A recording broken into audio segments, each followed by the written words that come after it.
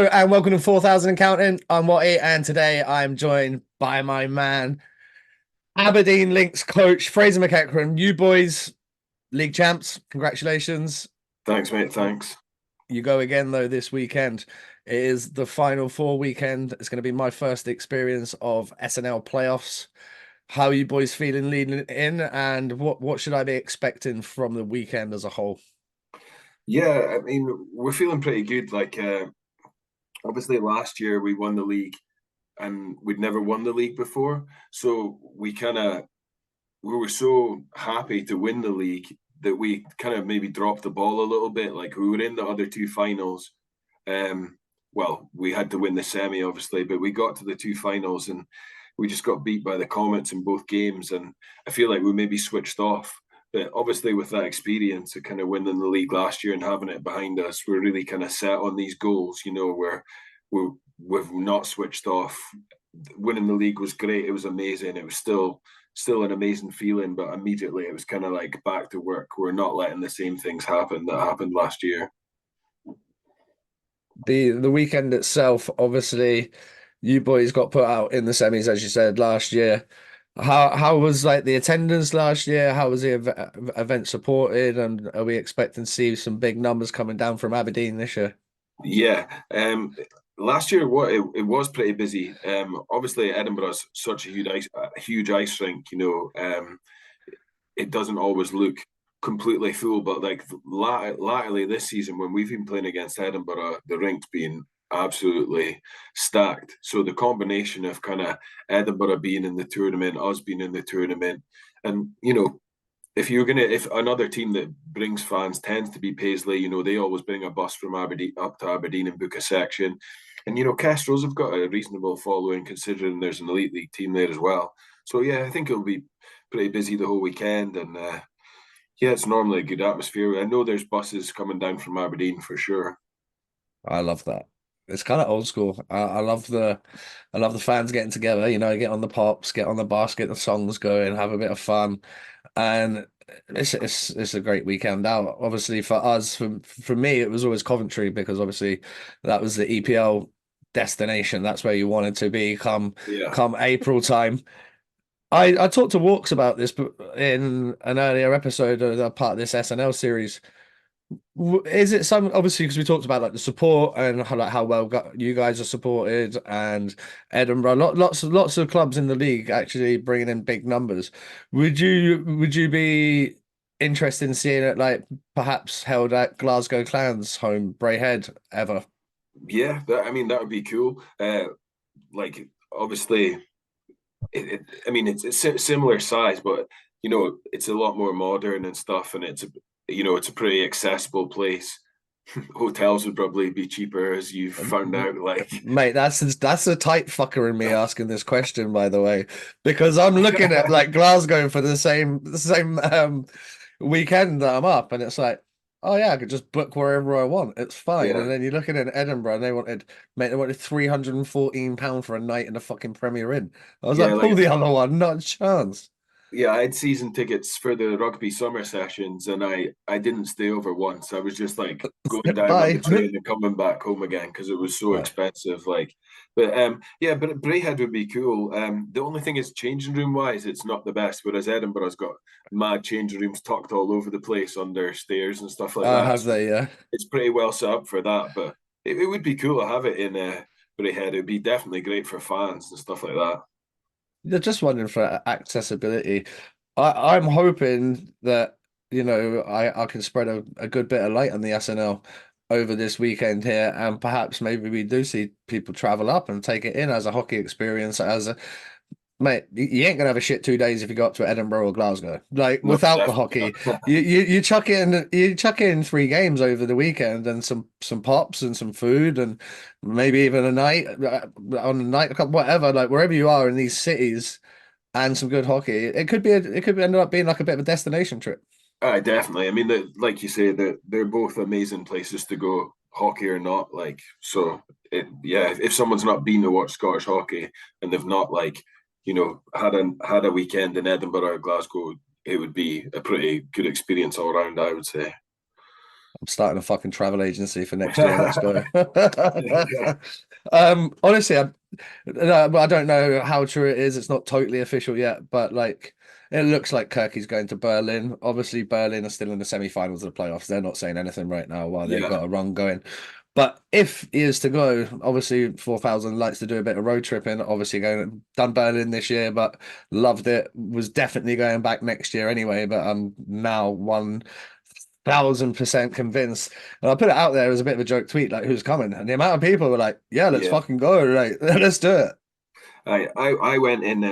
I went to Berlin for New Year, and the ice hockey game was amazing. Like, Amazing. yeah, like so good. Like, I I thought it was good when I went to Prague. Like, I was pretty blown away with that. But Yeah, Berlin was like up a level still. Like, the arena was better than the NHL arena I went to. And like I'd say having so. the shop outside, I was like blown away. And it wasn't like just shit merch. It was all like Oh Warrior, yeah, Bauer, like yeah, it was class. I really enjoyed that. It was probably actually my favorite hockey game I've ever been to. yeah, mate. I really enjoyed the DL. I was spoiled though, thanks to my boy Fergie in Guildford. One of his teammates, former teammates, plays for Cologne, and I got two games there. He sorted me out some tickets, but the first one he had me in like the box. Yeah. And that Cologne rink's something else as well. What is it, like 18,000 or something, maybe more? Uh, And like it was like sold out on a Thursday. It was like, what is going on? It was madness. And the level of hockey, as you say, like, oh, it's it's so good. so Yeah. good. Yeah. Like I really was kind of blown away by it. Oh, I'm surprised that not more people go and play there, but maybe they've quite a lot of German players, do they? Very good German players as well, right? Yeah, yeah. But like I mean, I couldn't think of anywhere better than living there and playing there. Like it's so cool. So my boy Alex, we actually met him when we were out in Berlin to watch a game. He moved out there, I don't know, maybe 10 years ago, and he's never been back. Yeah. Mrs. there, got a kid there, kids going to school, doing German and like smashing it. I love that. But he's obviously he's a big Berlin fan now. He used to be like a Jets fan when he lived over here, but now he's a Berlin fan. So he came to the second game with us. And I've already seen him. He's all over social media with the Kirky news. Like the guy's doing like fucking handstands and liver him. He's pumped. I love seeing a British player bring that kind of buzz about him. That's really cool. Yeah, I was like pretty surprised when I saw it the other day, but surprised in a good way. Like he obviously knew he'd be more than good enough, but I was thinking like, why wouldn't a British player want to play there if they were good enough? Like it's so sick. Oh, yeah, but unbelievable. The experience playing there every week, and just the entire league is just so good to watch. You have a good fan base yourselves in Aberdeen, and this year has been phenomenal for you off the ice as well as on it. What's that a testament to? Because of young Gary was talking about Sue and some other people that have just, really ramped up all the stuff they do off ice and the Yeah, product. I mean, I think there's been work going on. I think like we talked about it last time for years and years to get to this point, but I think we've managed to keep it consistent and grow on what we did last year. And yes, Sue's plays a big part in that. But it's because we had success. Like, because we won the league last year on top of what we were doing before, then we used to have to share the posts and stuff, to sell out the games on like there maybe be 100 or 200 tickets left on a Monday or a Tuesday, but now it's like under 100 tickets left on a Monday if you're lucky. And even that playoff game there, we didn't have an amazing away leg in North Air. We were only winning 6-4, which Yeah. results wise it was a bit against form. But it didn't have to be a sellout. People would have probably assumed that we were going to get the job done, and it was still sold that out by like the Tuesday there. So I just think the combination of the product and the marketing, and then with us having success, that's what's kind of pushed it over the edge now. Where we're selling out games without really having to sell it. The social media Know is what you great, mean? Yeah, yeah. but we're not having to make that extra push for selling tickets. You're not having to flog a dead horse every week, just being like, No, come on, get off your wallet. Like no, fans are coming through the door, the appetite's there. yeah, and they expect it. And to be fair, it comes with pressure. Like they definitely expect us to win now. Like I kind of like The, that though. yeah, it's a lot more exciting place to be in. Yeah. Also, as a player, well, you know when your balls are on the line, Yeah, you get that little extra 5%, little 6, 7% extra on a night if your balls yeah, are on the line. You know, playoff hockey, 10%. You just that even though you're playing hard the whole season, when the pressure comes on, you another gear comes from somewhere, and you just take it to that next level. yeah, definitely. And like, I mean, the way our league has been for like the last 3 years, you know, there's no nights off. Like there used to be, you know, you used to play teams and you used to know that you were probably going to win, and it wasn't going to be that graft. But now, every single night, you know, there's no let up. Like every single game, you might drop point. Like I think we only lost like 4 games or 5 games in regulation and one in overtime to Right? win across the 28 games, and we only won by like a few points. So there's no room for dropping points really. Like every time you drop a point, it's a panic. Yeah, because you know some Edinburgh nipping at your heels at early stages of the years. Gary was saying Kirkcaldy were in and amongst it. Yeah, So the thing that I've noticed more that is definitely the depth improved across the entirety of the league. definitely. Yeah, like even North Air, you know, I mean, they've taken points off Paisley this season. I think they were 3-1 up in that series, which is very unusual. And Paisley came on strong at the end. But North Air are a really, really good young team. Like a lot of those players are going to be great. They've barely got anyone, you know, above 22, 23, the odd player. But that's a good team. That's basically an under 19s team with them extras, beating teams, pushing teams, you know. And we did run over them a couple of times this year, but like nobody really was putting up huge scores against them. And then, I mean, even the end of the season there, the last weekend, the whole league table changed really, except for North End and Tigers, they stayed at seventh and eighth. But like, and Caps and us stayed at the top. But the 4 middle teams completely changed around. Kilmarnock jumped from like sixth and they came third. It's so competitive. That has to be a career high for Kilmarnock. Uh, as the team that they are now, Kilmarnock Thunder, but a team from Kilmarnock when I was younger did win the SNL. I think they were called Kilmarnock Storm then, but they were pretty good. Like they had like Tommy Ball from Solway and like I can't remember exactly who played for them, but they have won the league once out of Right, that ice okay. rink. So I didn't know that. The fact that they play out the galleon blows my fucking mind. I know. So I mean, it's no. So we lost the first game of the season there, maybe a little bit ill Not prepared, maybe surprised. didn't have Not all our surprised. guys, and then we got beat in a shootout against them. Like not that long ago, maybe about 2 months ago, we got beat in a shootout there. That was savage. It's just such an awkward place to play. Yeah, like because I remember going skating there as a kid. Maybe, maybe even a bit of pickup hockey. But like to the fact that they play men's hockey on that rink is crazy. But then I also played in the Isle of Wight. So Yeah. did you ever go to the Isle of Wight? No, but I've heard you telling stories about it.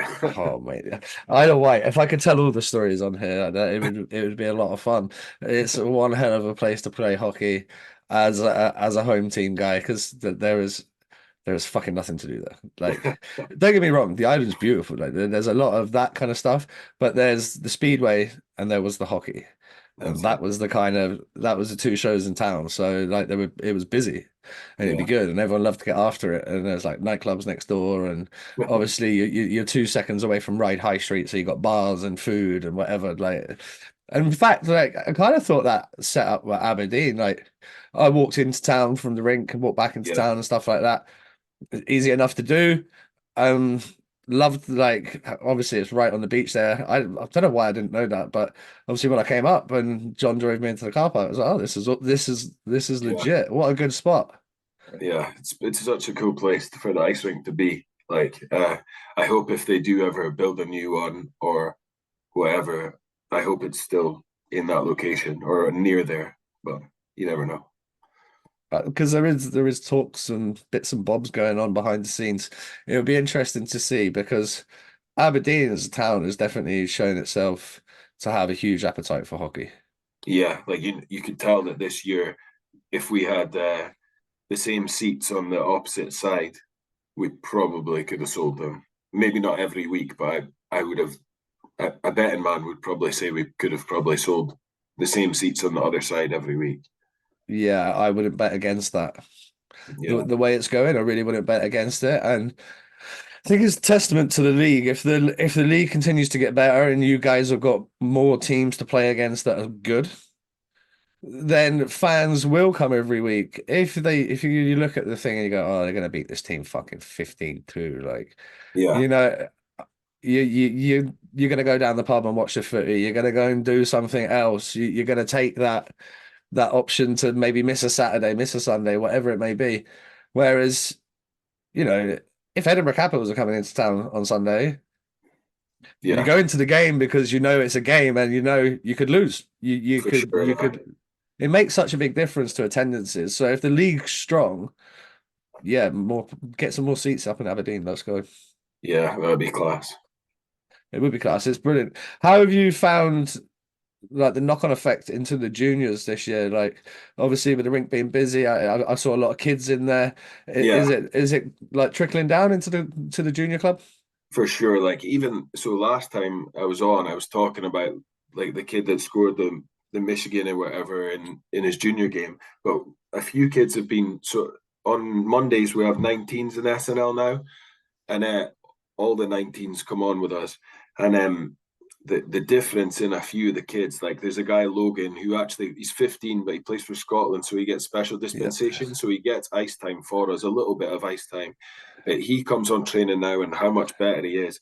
And then there's a younger guy called Zach who comes on the under 19 session who's only like 14, but I think he might have the special dispensation next great. year. And you can see all these kids that have been watching us as we've been improving over the years and the rink's been selling out, how much of a difference it is when these kids are going to come through. Like we can see that like in 2 years, 3 years time, that at least three or four of these kids are SNL ready. Like, you know, like they're good on our Coming second. for some of you old fuckers' jobs, boys. You Exactly. better get in the gym, lads. You better get right on that bike. They're coming for you. Yeah, for sure. But that's what we want, right? That ultimately that is the end goal. Let's get Yeah, 3, 4 kids through the system. Let's get another 3 or 4 kids through the system, and let's get them from the SNL into the even if it's NHL one or NIHL national if they're good enough at that early stage, yeah, and then let's get them onto the elite league. Let's start progressing because for sure. the national program in senior hockey, Pete's got a pretty limited pool to pick from. Yeah, It's a small number. If we can start getting these kids and developing good pathways and getting them to be playing top level hockey, all of a yeah, sudden that national team pool. And I know a lot of people don't care about the national team, but I have pride in our hockey nation, and I want us to be at the top level for as long as we can. yeah, But that's fine being at the top level, but it starts at the bottom, and it is what we put in. It's getting these kids special dispensations so they can come up and skate with the men. If they're yeah. good enough, they're old enough. I'm sick of saying it. I need to get a fucking t-shirt that says it on here, wear it on the podcast. It's very true. Like you've just said, and you also said how much better they've got. Well, no Yeah, shit, because they're getting to play with players that are so much better than them. You have to get better, otherwise it's hey, by the way, you don't get to train up anymore. yeah, Like if you're going on and just killing drills and not developing and or you got a bad attitude or something like that, that privilege goes away very, very quickly. definitely. I'm looking forward to like so in 2 weeks once the season finishes, we keep one ice a week on a Wednesday, and a few of these kids will get on for the summer scrim. We tend to cap it at like 18 and two goalies or 16 and two goalies, but we'll get these kids on. And if I see how much they've improved, just in there, if they get a whole summer of that, they'll really be, ice time ready come August, September for sure. That's what we'd like to hear. Uh, One more question before I let you go. I know you boys are going to go skate tonight, ready for the weekend. Well, maybe a bit of a two-parter. I'll focus on Fife themselves first, and then I'll get on to the weekend as a whole. Your series matchup with Fife this year, how's that gone? it was 3-1 to us. I think they won the first game, which was in their ice rink. we didn't have our complete team, but we didn't play well. They controlled the game, and we just never really got back into it. Two of the other games we won, but they were really, really competitive. And the final one, we kind of ran away with it, but we were just kind of flying. So the games have been like close, like their league position doesn't reflect how they've been. And, the fact that they came back from 10-4 down to then draw and Unbelievable, by win the in way. overtime. Like there's no way that's a sixth, seventh place team, sixth place team doing that. They're a lot better than that. And Could you imagine like Chris Kamara commentating on that? He's like, they've got it back to 3-1, and he'd be going, Jeff, it's 4-1, Jeff, it's 5-1. It's like I was unbelievable. It's 8-1, like 8-1. I've never, I genuinely don't think I've seen that in UK hockey. That might be okay. Here's one for you, stat nerds, you hockey geeks. Let's go. Tell me in the comments, is that the biggest ever aggregate score comeback? So 10-4 down to win yeah, 8-1 the next night. It's got yeah, to be close. it's got to be. It's crazy. So I was watching the score quite um closely, and at first I never actually realized the consequences that we would end up playing them. But I was kind of willing them on. I was like, oh, this is cool. Like, I know quite a lot of the Fife guys, so I was like, oh, this is cool. As if they do this, it'll be nuts. And then they won, and I was like, oh, they fucking won. And then I was like, oh, we have to play them now. So I thought, Let's I thought, go. I thought we're gonna. But it doesn't really matter. Like, if you're gonna win, you're gonna have to. You, yeah, Yeah, yeah. So just as well playing them, or I mean, we beat Paisley in all four games, but I think they've come on to a game.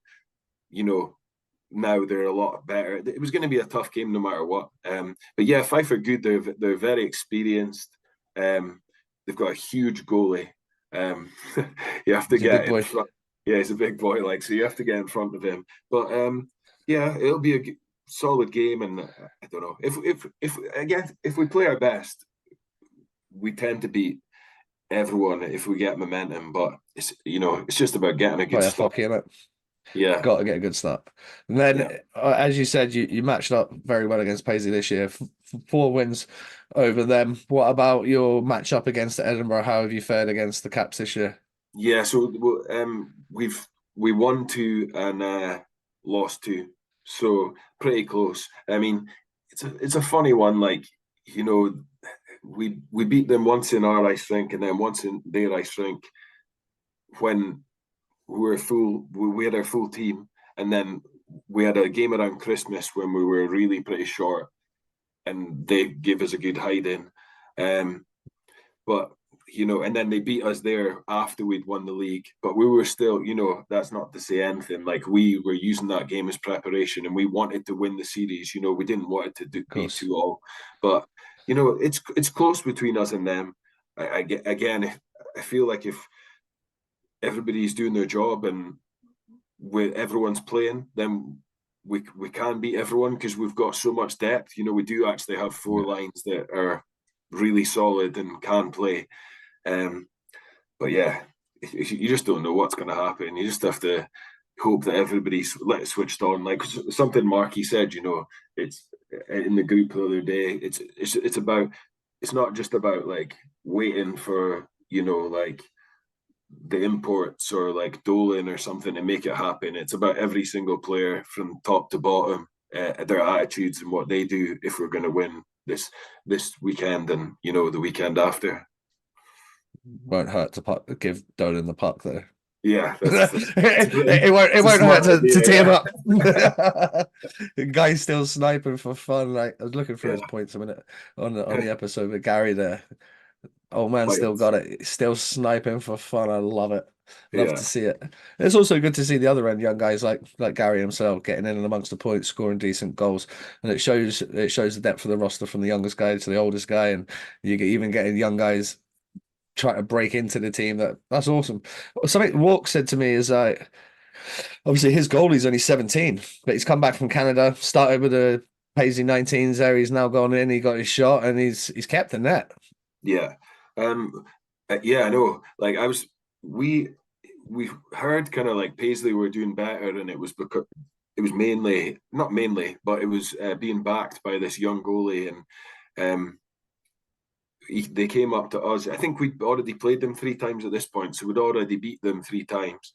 And then yeah, we kind of played against that goalie, but we were just hot. Like came out the blocks and we run up a big score again. So it'd be interesting to see because they're 2 each against Edinburgh over the Hmm. season, and I think that goalie had a big impact, in those games. Um, so yeah, you never know what can happen. Really, I'm interested to see what pace they're like on Saturday, and you know, because I haven't seen them for a few months, whereas everybody else we've seen semi recently. It does make a difference when you get like one, two, three big additions to a roster. It can Yeah, change the. I know there's 20 odd guys, probably more that don't even make the team and stuff like that. There is guys, but you just get those right jigsaw pieces in the yeah, right place. That like one bit, that one little bit that you needed, and all of a sudden your form can go from 300-400 hockey to 700-800 hockey really quickly. yeah, like we got a new import just in January there. So we already had 2 imports. We had DeMeo and we have Nils Tanner, who's a Swedish guy. Um, and they're both pretty impactful last year. But this Canadian guy Brant Serensky came over at university, and he slotted in the team straight away. Top 2 lines, and he's been great for us. Just a really hard worker, does everything right, and he's been in those really tough games. He's stepped up. He just does everything right at the difficult times, and that's made such an impact. Him coming in for Christmas, like Dyer coming in last Christmas, and him coming in this Christmas. That's those kind of things help you win the league. Oh, yeah, massively. One final question. Yeah, no You, worries. you, Going on Marky's thing, then let's play a little hypothetical. If it's not your Johnny or your import, who's the Mike Rupp? Who's the guy who's the fucking grinder that gets 2 goals on Sunday in the final and wins it all?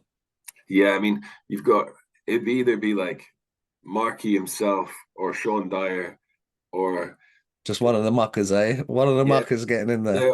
Sean Dyer's like amazing. He's like the tiniest little guy ever, but he just plays 100% every game. He's the I'm most sure he'd be. consistent. I'm sure he'd be pumped that you said that on the podcast. He's like the tiniest wee guy ever.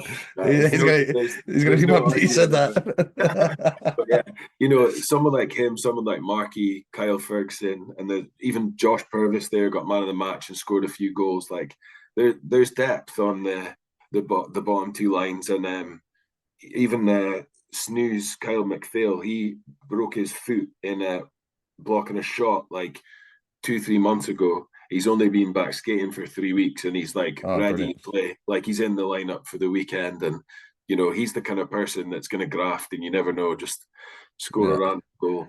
the Darren McCarty. Like we've seen it happen over Yeah, the years, man. Like yeah, tight games, and all of a sudden, out of nowhere, I've talked about it a couple of times. Sorry, I'm going to keep beating the drum for this kid, Xander Robinson, 16-year-old kid in the Bainstoke Junior program, playing up with the Buffalo the other day, sorry, early face off.